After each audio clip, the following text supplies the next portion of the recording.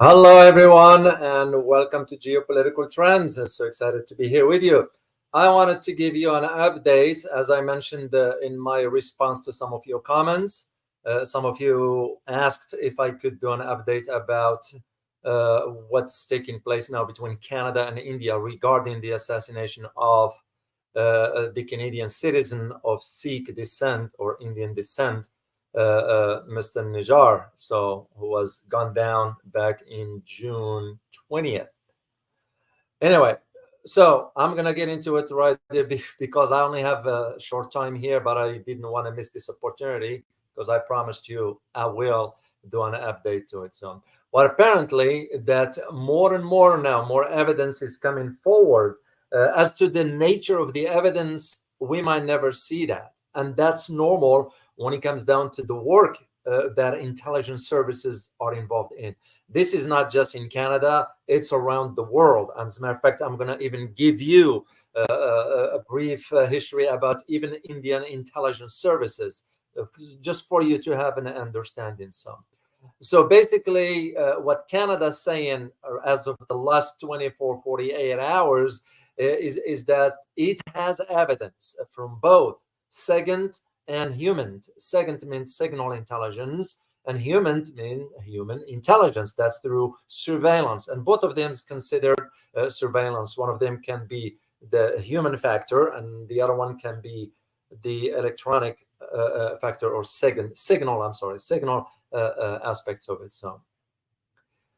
And what Canada is saying is that the involvement of India, it was apparent to them. So because the killing, as you may know, for those who might not know the background, that the Sikh leader who was living in Canada, who was a Canadian citizen, Nijar, Hardeep Singh Nijar, that's his full name. So that's why he was gunned down, because he was calling for the independence of the Sikh having their own independent state within India. Something, of course, New Delhi is not going to allow at any cost, in my opinion. But I'm not here to talk about that. I'm here to talk about the evidence that Canada is saying that it has. And as I said, how did Canada gather this information? Well, it was through the surveillance of Indian diplomats in Canada. And by the way, it's not just Canada that does that. Most countries do this on foreign diplomats residing in that particular country. So spying on each other, it's a part of the business. That's just how it's been. I mean, we were spying on, for example, Angela Merkel's cell phone. We were reading all the text and listening to the conversations. We do the same. And this is why, in my opinion, why China decided to go ahead and have its own internet. Even for the GPS, which you all know through the satellite in Spain, China has its own Beidou, I believe that's the name of it. So just to not give an opportunity for the West, Western entities, mainly the US, because we are far ahead when it comes down to surveillance. So this is how basically what led the Prime Minister, Dictator Trudeau, to come forward during the Parliament session and disclosed it. So, however, he did mention that he will not authorize the release of the information. Why is this? Or the method, rather, not the information. Why? Because you're looking at other countries involved. You know, in my understanding of how the intelligence works, as one who worked in the intelligence field back in Washington, D.C. for many years, if you look at about the Five Eyes, which is the five countries that have a shared intelligence and so forth, you have Canada, the United States, the UK, Australia, and New Zealand. So if the information will have to come from one of those countries in that region, it will be Australia more so than New Zealand. Okay, that's just my opinion, by the way. Second thing, the US will have more capabilities because we are even spying on Australia and New Zealand and the UK and the rest of them. So that's just how it is. But this is, to me, and by the way, this evidence that the UK, Canada is talking about was received from the United States. This is what makes it very interesting aspects. So I have a picture here for you to, you might not have to do anything with it, but just to put things in perspective. So what the Canadian Prime Minister is saying is that the intelligence that he was in possession of that prompted him to move forward and state publicly that India was involved in the assassination. So the next question you need to ask yourself is, does India have the capabilities to really conduct an operation at that scale? Because remember, certain intelligence agencies try to, what's the word, to engulf or make it big deal that they do have the capabilities when they don't. And I'm not saying that India doesn't. All I'm saying is a question for you to consider. Does India have the capabilities of mounting something like this? When, if you go back to 2008, you remember the terrorist attack that took place in Bombay. So if India's intelligence is that far ahead or that capable, how come they couldn't thwart that particular operation that took place back then? And this is again just food for thoughts. Why not pointing fingers here? So, and again, uh, to me, what led me to do this update for you is just to highlight to you two things: that there is evidence there that India is involved, and this evidence was sort of generated through surveillance of communications of Indian authorities and the country's diplomats inside Canada. Now, this collection of the information, it's on both ends: communications, phones, satellites. You got the idea. The other is human, through surveillance, by having someone keep an eye on the movements of the diplomats. Now, as you may know, in the world of the intelligence, there's something called the microwave, which you can listen to conversations from far, far distance. I recall uh, I watched a recording, which doesn't exist anymore, by the way, a recording of an MI6 agent in England meeting with someone from Ukraine prior to the conflict, and how the whole conflict was guided by the Western intelligence agencies. So this is what's interesting to understand about this one. Now, of course, the media, depending again on which, if you have the CBC or CBS in Australia, of course, they will have their own contacts inside the intelligence services. If you get the CBS in Canada, they will have the same. We have it the same here with the Washington Post, like Seymour Hersh, for example, as a journalist. He has his own sources inside the intelligence community. And what you need to understand about the role of the intelligence communities is sometimes they leak information intentionally.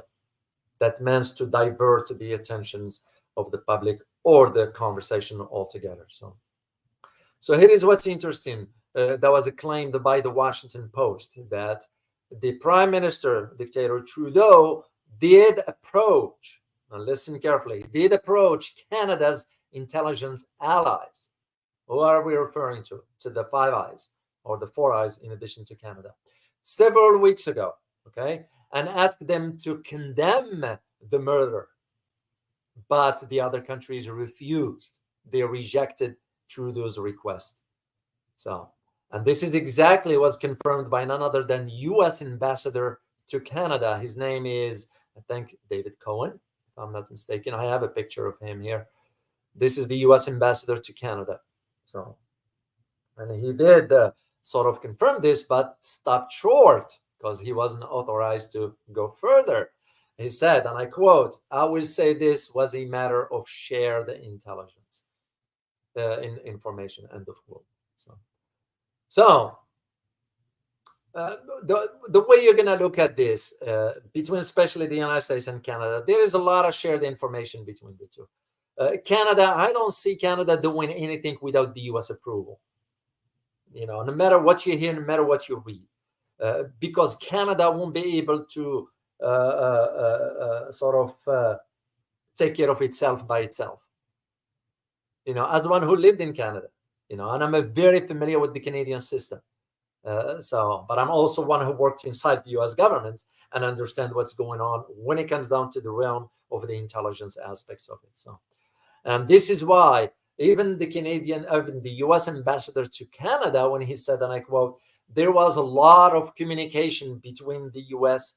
and Canada about this, and I think that's as far as I am comfortable going," end of quote. Not because he won't be authorized to disclose, but also to tell you that it was the US that dictates the terms to Canada, not the other way around. So, and one thing I want you to get about this brief update here is that the confirmation now that India's involvement in the assassination was gathered from both the humans and electronic sources, or SIGINT, as we call it. So now the other question we need to ask ourselves is, what will New Delhi do now? What will India do? Will it sort of cooperate in an investigation? Because it doesn't matter, even if your agents are involved, you still have to go by certain standards. I don't know. I can't speculate on this. I don't know what New Delhi is going to do, whether they're going to cooperate or we're going to stonewall any investigation. Because one thing for sure is that all this didn't happen in a vacuum.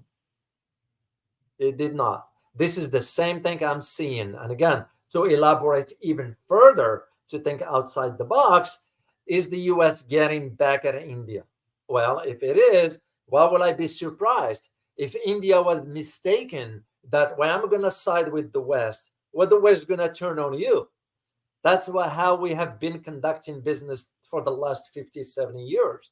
What makes India think, well, I'm going to side with the West, and this is why India went ahead and agreed, for example, to the establishments of the the U.S. naval hubs inside India. They agreed to join the Quad. All this. If India think that, or that the U.S. or the West, for that matter, is going to welcome India with open arms, it's mistaken. So. And that's why I always argued India cannot be playing both sides. And even some of you guys have put those comments before, and you were spot on. I can go back and check some comments that was 2, 3, 4 months ago, and some of you have argued this point. India can be put in or stand on both sides of the fence. At some time, it's gonna fall, and this is exactly what happened. And this is why, if I am to think, and like one of our viewers in the community here share this, a very, very good point. Could this be why we are seeing now another pivot of the US towards Vietnam?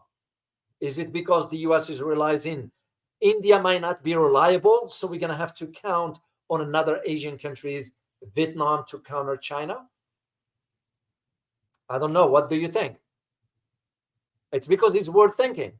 It's worth considering, And if Vietnam, if we are to say Vietnam will go along with it, how could Vietnam forget what has been done to it and all of a sudden move with what the US is asking? Or could Vietnam be playing both sides again, the same way India did and does and still doing? I can't answer those questions right now because those will require a lot of research in understanding the dynamics. But to me, I'm just trying to see the pieces of the puzzle where they fit. Because all of a sudden, India dumping the US dollar, Canada accused India of assassination, US moves towards Vietnam, Indonesia dumping the US dollar. All these movements are not happening in a vacuum. But there is one thing we need to understand. It's about even the structure of the intelligence services in India, which I believe it will be worth your time to really at least understand a little bit about how it is structured. And I did just gather the brief descriptions and a little bit of historical from their records. Again, I remember I used to work in Washington back at the time. I have access to all intelligence services around the world, and because that's just part of the job and so forth. So India is no different than other agencies because, for example, and again, I'm not comparing, just giving you an example here. For us in the United States, when you hear the term the intelligence community, well, we're not talking about just the Central Intelligence Agency. We're talking about the community. And within that community, you're looking at about 12 to 14 to even 16 agencies, all of them under one umbrella. This is why we have the Office of the Director of the National Intelligence. basically overseeing all. Other countries have the same. It's no different. In Canada, there are many agencies within the main hub, the umbrella, whatever. Well, India is no different. India has a number of intelligence agencies, of which best known, one of them that is known as RAW, which is the stands for the Research and Analysis Wing. It's known as RAW. If you see short term, RAW, it's a reference to the Research and an Analysis Wing. So, and this one, this RAW, is the India's intelligence service for the external affairs. That means it does not deal with the domestic affairs. That's just what they say on a paper. It's like for us, the CIA doesn't operate on the U.S. grounds domestically. Well, we all know the reality of it. It's not a mystery. It does sometimes, and same thing. So then there is in India, beside the RAW or the Research and Analysis Wing, there is the Intelligence Bureau. So now the Intelligence Bureau, think of them like CIA and FBI. The Intelligence Bureau is the FBI. The RAW is the CIA. So the Intelligence Bureau is the domestic intelligence agency, which is responsible for the counterintelligence, counterterrorism, and overall internal security. So, but you need to understand the history overall, or the whole intelligence structure in India. And it's all started back in 1968 with the Intelligence Bureau at that time, which is responsible, as I mentioned, for India's internal intelligence. But it is also handled the external intelligence affairs. However, after India's miserable performance in 1962, the border war with China, yes, it was a poor performance because they didn't anticipate this. And this is usually where you assess the success of an intelligence or the failure. We had it the same when the Berlin Wall fell. The U.S. had no clue. The agency, the CIA, didn't have no clue at that time. We had no clue when the demonstrations took place in Cairo that toppled Hosni Mubarak. All our intelligence failed in predicting or seeing that coming. So why? Because we were depending too much on the satellites. We didn't have any humans on the ground. That's why you can have all the satellites over the world. If you don't have human intelligence on the ground, the satellites can only give you images if you don't understand what's going on. So this is where, after 1962, it became clear to Indian government the need for a separate external intelligence agency that needed to be created to deal with external external issues and so forth. And this is what part of where intelligence can fail. And the 1962 war, it prevented this one. And this is according, by the way, to a major general by the name V.K. Singh, who wrote a book. I remember taking a look at the book back then. It's called India's External Intelligence, Secrets of Research and Analysis Wing.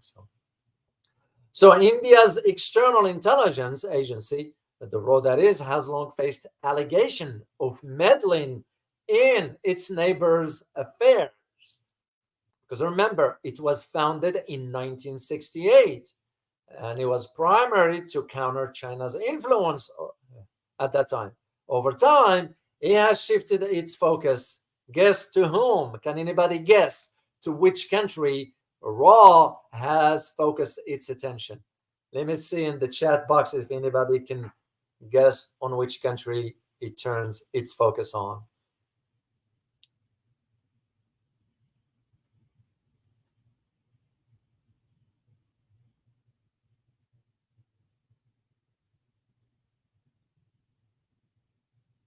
Yeah, it's and interesting because after the 1962 conflict, Vietnam, no, good try, dark side, say good try. No, you're absolutely correct, Cosmo-Ray. It turned it over to Pakistan. And how do you think that happened? It didn't happen in a vacuum. We had something to do with it also. And specifically, it was towards understanding, first of all, and countering the ISI. ISI is the equivalency of CIA in Pakistan, which stands for the Inner Services Intelligence. So, and this because it has been engaged in covert operations. Both of them, they've been engaged against each other over 3 decades. Still to a degree. Yeah. And that's what we understand, that we do have pressure points on both countries. We can unleash each on each other. So it's just the world of intelligence. It's very, very dark, very complicated. So the ongoing disputes in Kashmir, which, by the way, I intend to do a live stream on it, and I am waiting for certain key information without going into detail right now to finalize my own analysis. I mean, I understand the issue. I've been around that part of the world, but when I present, I have to break it down in a simple understanding for you all so you can have a better understanding. So this issue about the ISI and the RAW was about Kashmir, because we all know the tensions in Kashmir. So, and of course, we can't forget how the Brits created all that problem. There are some that they can go as far as saying that even India wasn't even a country by itself. Now, I can confirm that kind of statements. It just because it's very. It was someone who shared part of a history regarding this issue, and it was very. Yeah, if I may share this, and I'm not going to disclose the names, because if I don't get the consent of I can disclose the name. So, but what I can share is this, and I quote: "There is no India before British India and before 1947. Compare the map of British India versus map of India just after independence on 1947 versus the map of current India. How many countries and princely states did India illegally annexed using military invasion?" The quote continues: 1947 annexation of Kashmir, 1948 annexation of Hyderabad, 1948 annexation of Junagadh, 1949 annexation of Manipur, 1949 annexation of Tripura, 1951 annexation of South Tibet, 1951 Nagaland plebiscite. So 99.9% of Nagara wanted independence from India in 1961 annexation of Goa, 1962 annexation of Kalapani, Nepal, 1962 aggression against China, 1971 annexation of Turtuk, Pakistan, 1972 annexation of Tin Bega, Bangladesh, 1975 annexation of Sikkim, the whole country, 1983, which was aborted, attempted invasion of Mauritius, 1990 failed attempted annexation of Bhutan, 2006 annexation of Dwars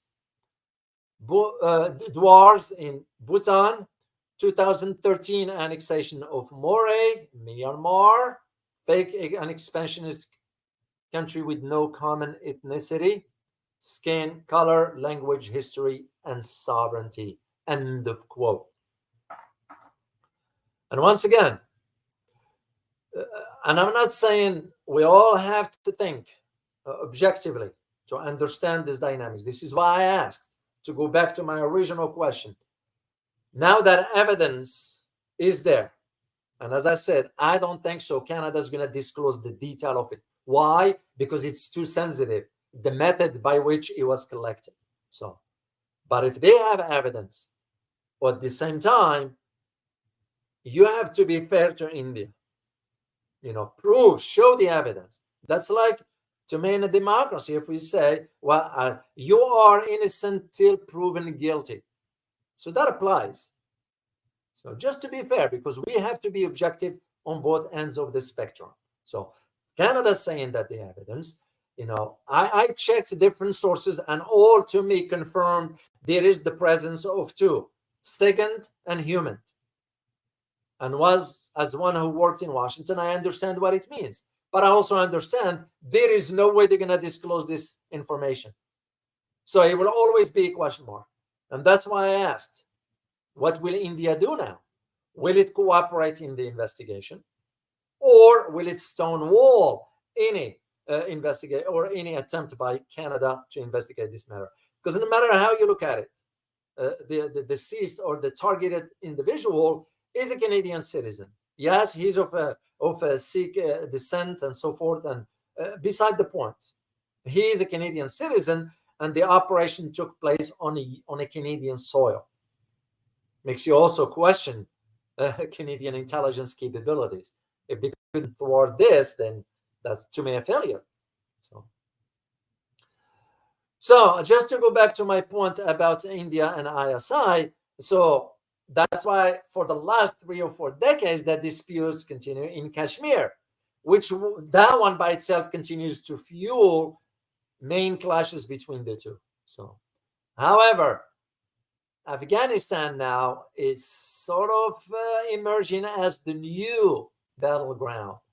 And why is this, you may think? As one who spent time in Afghanistan, and I'm very familiar with especially what's going on the border between Pakistan and Afghanistan. So Islamabad sees this very, very, very concerning with India's diplomatic growing interest in Afghanistan. To them, is very, very concerning. Why? Because the ISI was the one that is handling the group in Afghanistan, without mentioning the group, because YouTube usually censored this one. So you know which group I'm referring to here. And why is India interested in this? Because that's when I believe, this is putting my intelligence hat on, I believe that India wants to have the research and analysis wing start conducting operations inside Afghanistan, but with the objective to destabilize Pakistan. I could be wrong, but as one, again, who spent time in Afghanistan and understands the dynamics of how the ISI works and so forth, that's where I see things moving. Now, the question we need to ask is, do we have anything to do with this? We do, to a degree. So, and this is what you're going to be noticing, is that you're going to be seeing an acceleration in the training of certain groups. So, and it's no surprise. I mean, our intelligence services were the one who trained and funded the Mujahideen back then. So what makes you think that either India or Pakistan would not do the same? So because you have to understand the complexities of the border of Afghanistan with Pakistan. So, and to Pakistan, this is why the issue of Kashmir is to both Pakistan and India. The issue of Kashmir is I don't know how even to describe it. It's ticking bomb, the way I look at it. So, and this is why, if you recall, in 2008, the attack on the Indian embassy in Kabul took place. So, and that was in support by the ISI. So it's a very complicated dynamics. I do know for the Kashmir issue, I intend to do it. And I know I'm gonna get a lot of hate comments and all that stuff, but I forgive those people. I don't take things personally. I forgive them, but I don't shy away from speaking the truth. So, and I gotta remain objective no matter what the cost is, and I will always be objective. So this is what I wanted to update you guys on. I know I'm gonna keep this very short, concise, as I mentioned at the beginning. So just for you to realize, there is now evidence suggesting that India was involved.